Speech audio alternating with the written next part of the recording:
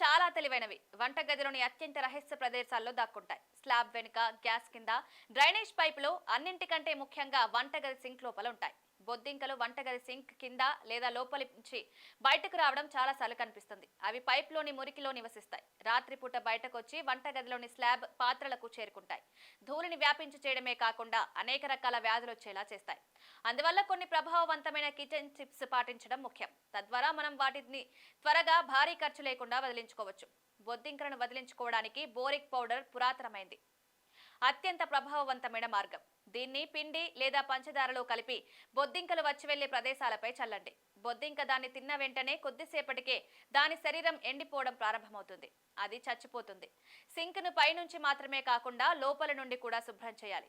వారానికి ఒకసారి సింకులో వేడి నీటిని పోసి సోడా, నిమ్మకాయ మిశ్రమాన్ని వేసి వదిలివేయండి. పైపు పాతదైతే బొద్దింకల లోపల నుంచి బయటకు రాకుండా స్టీల్ మెష్ లేదా డ్రైనేజ్ కవర్ను ఉంచండి. బొద్దింకలు సాధారణంగా గోడల్లోని పగుళ్లు, స్లాబ్ల అంచులు, సింకుల చుట్టూ ఉన్న ఖాళీల ద్వారా ప్రవేశిస్తాయి. వీటిని సీలెంట్ లేదా తిల్ల సిమెంట్లో నింపండి. ఇది వాటి ప్రవేశాన్ని ఆపివేస్తుంది.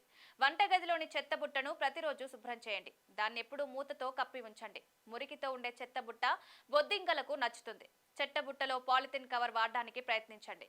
దాన్ని ప్రతిరోజు మార్చండి.